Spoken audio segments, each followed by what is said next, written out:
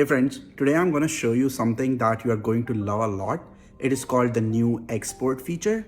So what you have to do is just drag drop your files directly from FilterPixel app to anywhere you want and it will go there. Let's see how it works. So basically I have these files. They all are accepted files and I want to take them to Lightroom right now. So I can just select all of them with Control A or Command A on my keyboard.